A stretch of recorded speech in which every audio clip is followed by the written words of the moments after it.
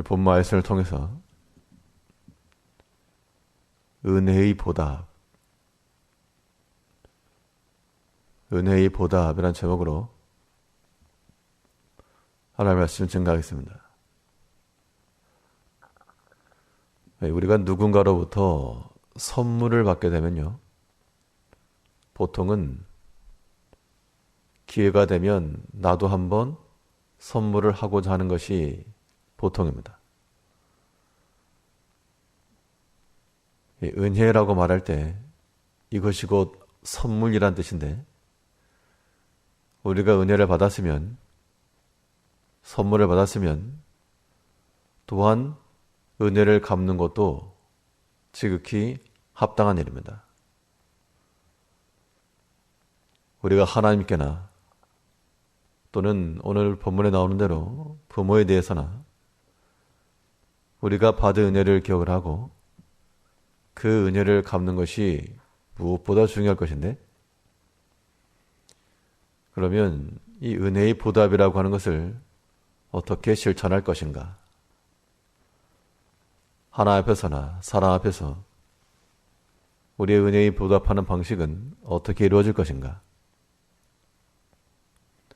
오늘 본 말씀을 통해 살펴보시면, 먼저는 이 부모에 대하여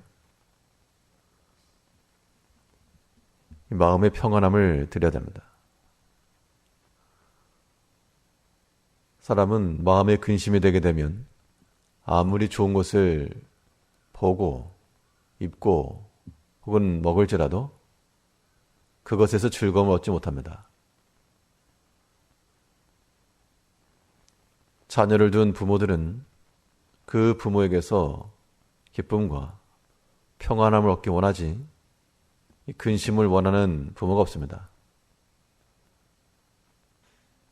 이제 우리의 자녀된 입장에서 그 부모의 심정을 헤아려서 우리 육신의 부모에 대해서도 마음에 근심 없이 평안함을 드릴 수 있는 그런 지혜가 필요하고, 하나님께도 하나님을 근심케 하지 아니하는 그런 마음이 필요합니다. 만일 근심케 한다, 그것을 오늘 본문에 있는 말씀대로 바꿔 말하면 구박하는 겁니다. 26절 보시면요, 아비를 구박하고 어미를 쫓아내는 자는 부끄러움을 끼치며 능욕을 부르는 자식이니라. 우리 가운데 육신의 부모님을 구박하거나 못살게 구거나 그러신 분들이 없을 겁니다. 의도적으로.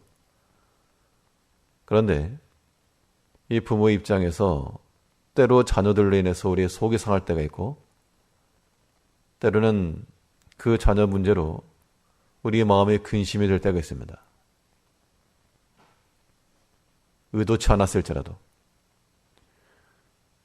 우리가 육신의 부모에 대해서 의도치 않았으나 마음을 아프게 하거나 근심케 하는 경우가 있다.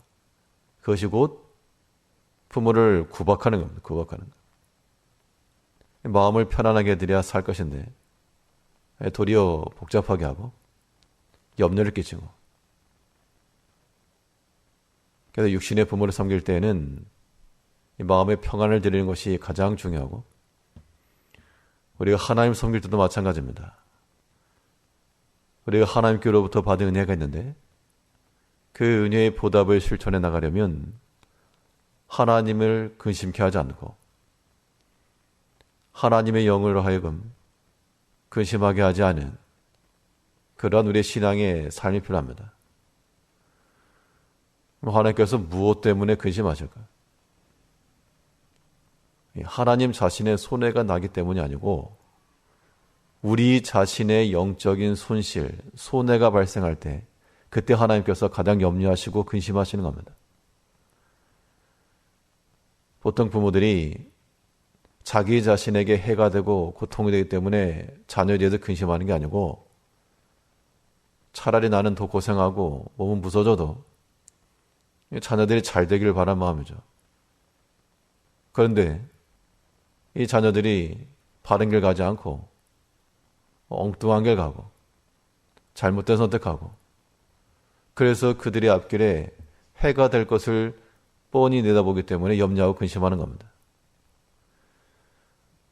하나님께서 우리에 대해서 염려하신다는 것도 하나님이 욕을 받거나 손해받거나 그래서가 아니고, 우리를 사랑하시는 하나님께서 우리의 영혼이 넘어지고 다치고 손해가 될 일들을 행하고 가고 먹고 그런 것 때문에 근심하신다는 겁니다. 우리 육신의 부모를 섬기는 것만큼이나 우리 하나님의 자녀들이므로 하나님을 구박하지 마시고 하나님의 마음을 평안케 해드리는, 근심케 하는 자가 아니요 도리어 유쾌케 하며 즐겁게 해드리는 그러한 하나님의 자녀들이 되셔야 됩니다. 육신의 부모에 대해서도 보통 자녀들이 이겨 먹으려 할 때가 많이 있습니다. 그만큼 또한 부모님에 대한 마음이기도 하죠. 섬기는 마음이기도 하고 위에서 하는 말이기도 할 것인데, 그러나 우리가 자녀들로부터 어떠한 말과 어떠한 대우를 받기를 원하는 것만큼 우리 또한 여전히 자녀들이 되어서 부모를 잘 섬길 줄 아는 우리가 되어야 됩니다. 이것이 은혜에 보답하는 길이죠. 근데 은혜에 보답하는 길은 단지 육에 속한 것으로 마음을 편안하게 하고 즐겁게 하는 것만이 아니고, 또한 중요한 것은 우리가 진리 가운데 가는 겁니다. 바울은 말하기를, 이 교회와 성도들 향해서 말할 때 내가 아비의 심정을 가지고 너희를 낳고 너희를 양육한다. 그러면서 말씀에서 떠나고 진리 가운데 거하지 못하는 그러한 성도들을 볼 때 너무 마음이 아프고 근심하고 애타하다가 그의 신앙 고백상 너희가 진리 가운데 행한다 하니 이제는 우리가 살리라. 하나님의 말씀에 거하는 것은 그 개인으로도 다행스러운 길이요, 또한 그 주변에 있는 사람들에게도 많은 유익함을 끼치는 겁니다. 불안해하지 않는 거죠. 이 자녀들이 어떤 세상적인 기술과 지식과 여러 가지가 부족해도 하나님을 경외하고 잘 섬기면 그게 위로가 됩니다. 세상의 공부가 다가 아니고 물질이 다가 아니니까 비록 그것은 졸할지라도 하나님을 경외하며 그의 말씀을 순종해 나가면 소망이 있고 잘한다. 그런데 세상의 지식은 탁월하고 능력은 많은데 하나님의 말씀을 버리고 그 은혜의 자리에 들어오지 못하게 되면 그것이 하나님께나 부모들의 근심이죠.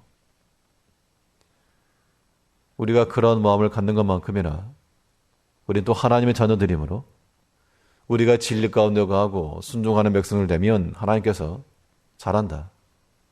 내가 비록 육신의 약함 가운데 있고 혹은 물질의 궁함 가운데 있고 사업의 위기에 처했으나 그러나 여전히 하나님을 경외하며 하나님을 사랑하고 형제를 섬기며 교회를 돌아보는 일에 앞장서는구나. 잘한다. 하나님께서 기뻐하신다는 겁니다. 우리가 진리 가운데 가고 그 말씀을 온전히 순종해 나가는 것이 하나님께 대한 은혜의 보답이며 또 육신의 부모에 대해서도 보답하는 겁니다. 세상의 것이 잘 되는 것만으로 만족을 줄 수 없습니다. 육신의 부모는 그것으로 만족할 줄 모르나, 그러나 우리는 하나님을 섬기는 백성들이므로 하나님의 것으로 만족할 줄 알아야 됩니다. 우리가 은혜를 받은 것만큼이나 은혜를 보답을 하되 육신의 부모에 대해서도 우리 영의 아버지께도 그 마음을 근심케 하지 않고 도리어 즐겁게 하며 우리 어떤 진리 가운데 가함으로 그 마음 가운데 평안과 안정감을 끼쳐드릴 줄 아는 복되고 지혜로운 자녀들, 또 하나님의 백성들로 살아가는 성도님들 되시길 바랍니다. 기도하겠습니다.